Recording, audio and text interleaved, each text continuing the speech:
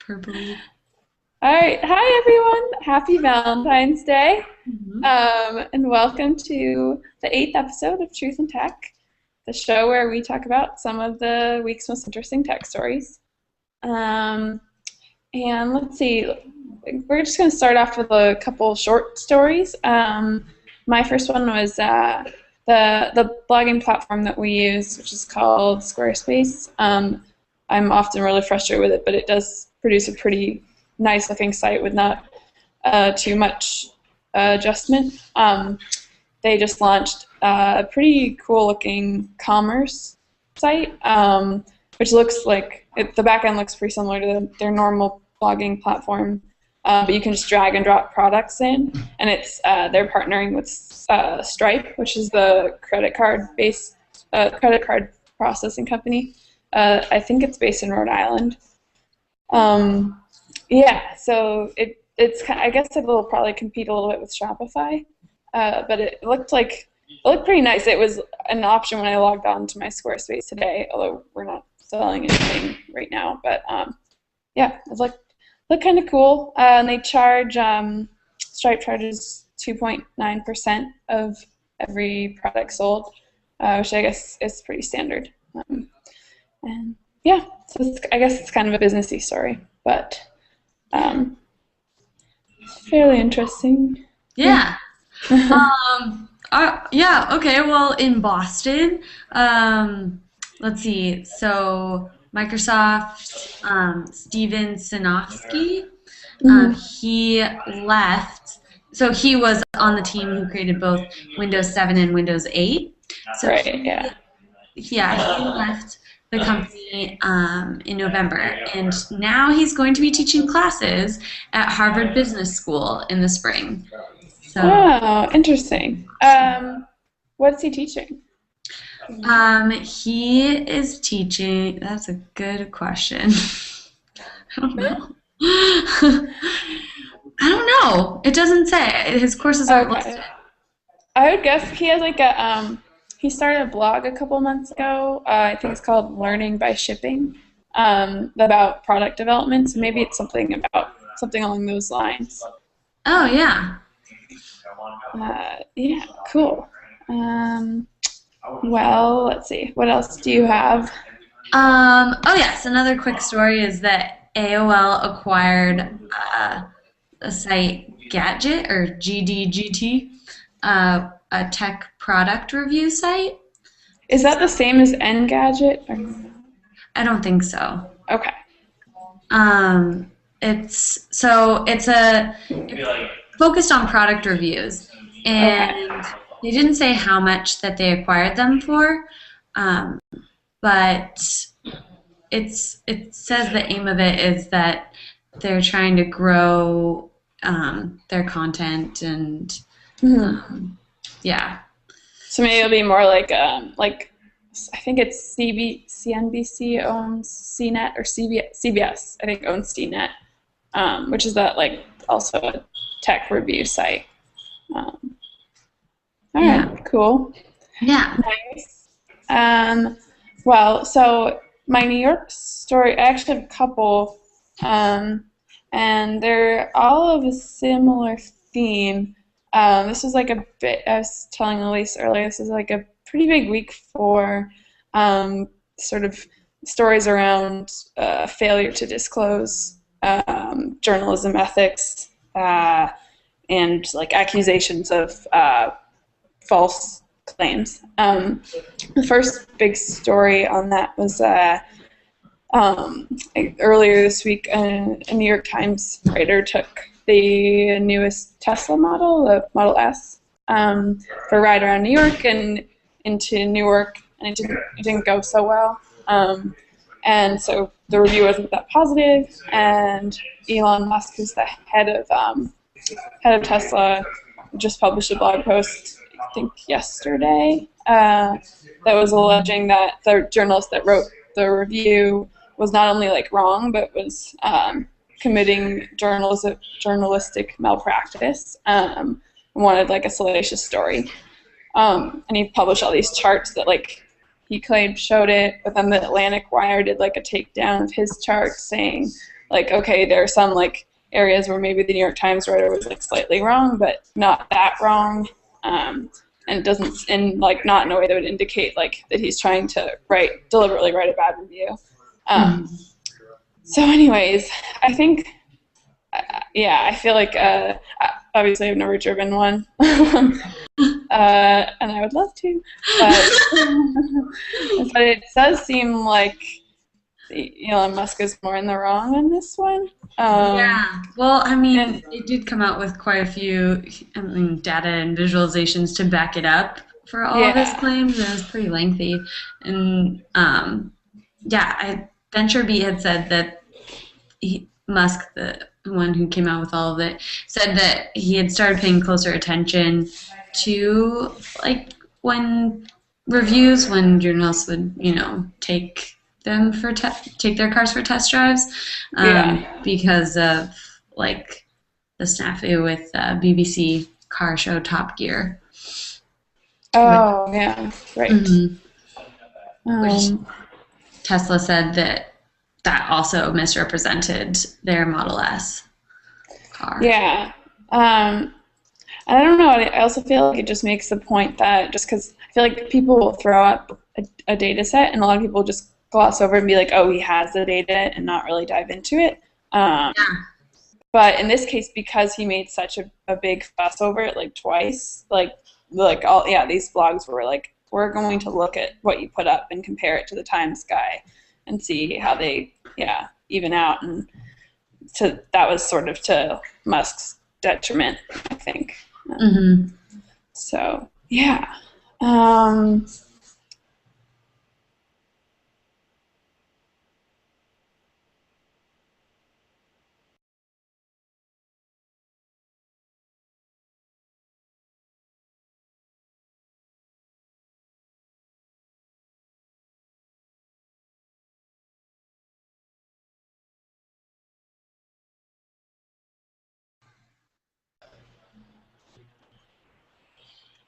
Hey. Did we lose you? Yeah. I hope we didn't lose the recording, do you think? I don't know. Okay. It says on air. Did it ever not say on air for you? I don't remember. Okay. I wonder if it did. I'm really not sure because it said Hangout is closing because of an error. Uh-oh. Yeah. I can't tell. Well, does it have a time listing in yours? No. I just have on air. Yeah, mine too. Wonder. Let me just see if it showed up on my Hangout. Okay. That's weird. I mean, yeah, it looks like it just kept going, but I can't tell. Oh, I think it's still going. Okay. All right. Okay. So anyway, along those lines, so the next story that we have in this journalism ethics arena is Lehrer. Am I pronouncing that right? I think so. You cut out for a second. What? So remember last year, I think it was the fall, that all those allegations came out about Jonah Lehrer, the New Yorker journalist who'd written all those stories that had facts in them that he'd made up. No. Okay, yeah. So I guess he writes a lot about like decision factors, and he'd sort of plagiarized himself in a bunch of different pieces that he'd written for different magazines, and then he'd also like made up facts, made up like quotes from Bob Dylan. It was this like big mess, and he got caught eventually because he was writing for really high-profile publications. Anyway, he was disgraced. And the Knight Foundation, which runs that, they run like open journalism, they do a lot of like journalism research and pretty cutting edge stuff. They also had him come and speak on a panel, I guess it was Tuesday, and they, like, you know, I think it was around, let me just check. I think it was also around decision making in journalism, but it was like sort of intended to be a mea culpa for Lehrer, like, you know, to apologize. And he kind of did, but he also kind of like used it as a like place to exonerate himself. And so, yeah, it was like kind of a weird, it wasn't a very authentic apology. So then the Knight Foundation, and it ended up that they paid him $20,000 to speak. And so they came out with their own apology saying we shouldn't have paid this man in retrospect, as a foundation that long stood for quality journalism, paying a speaker's fee was inappropriate. And yeah, they got a lot of, both he and they got a lot of flack for this event. And it was odd. They didn't like lie about the fact that they were paying him to speak, but they also didn't address it till after the fact. And yeah, it just seemed like I don't know, like a weird juxtaposition, I guess. So yeah. The last story in this vein is, did you ever read Brain Pickings? No. Is it? It's like this site that the author, Maria Popova, she cool stuff on the web and like writes about it. She's a curator, she calls herself.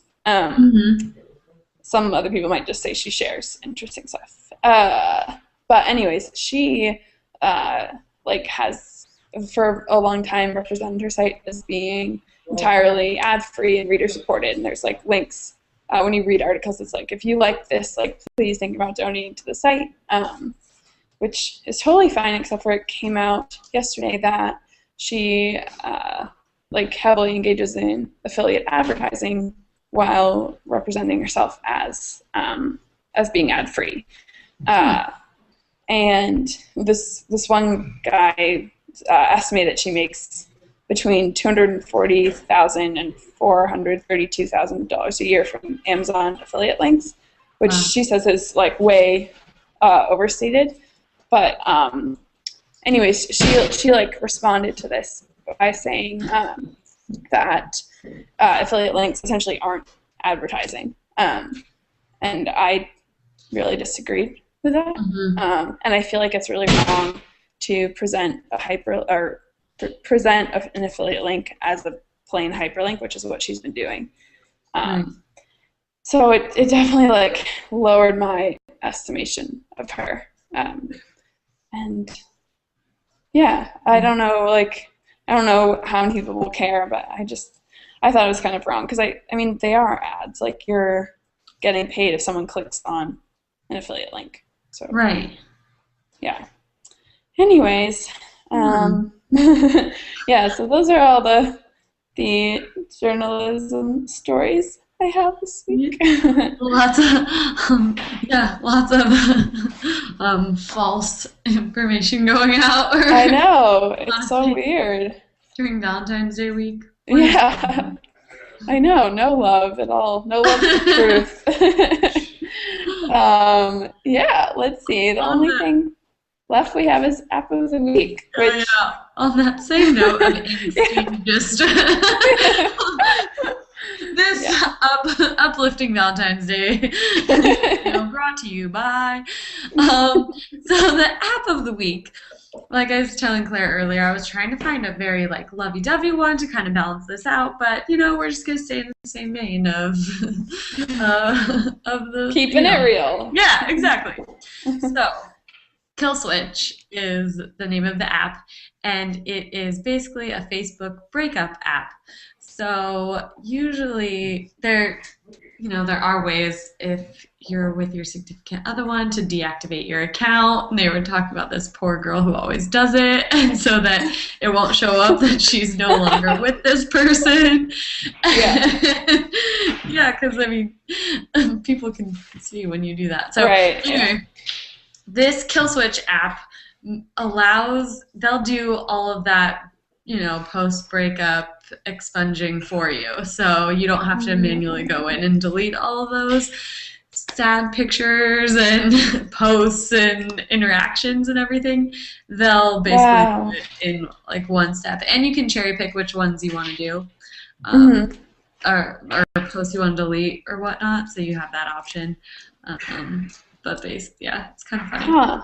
But I'm guessing they can't stop the ex from posting that he broke up with you, right? Right. I guess they could hide it from your timeline, or right. Okay. so that you don't have to see it. Yeah. Oh man. Well, that's a necessary thing for some people. I just don't list mine. Like, I don't have that field filled out.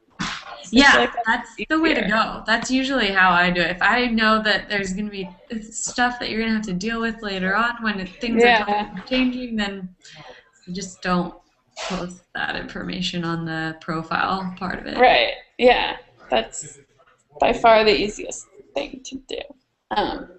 And yeah, if you don't want to download this app and you happen to break up with your significant other, just switch your profile settings now, hide that you're in a relationship, and then take it off, and then no one will see it.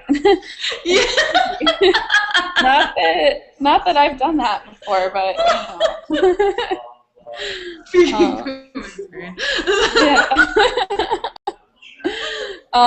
or you can get this app. Yeah. Either way. Either way. Easy. Yes. And okay, on that note, I think we're through here. We'll leave you to get back to eating your leftover Valentine's Day candy. Yes. And we will see you next week. Lots of love. Bye, guys. Bye.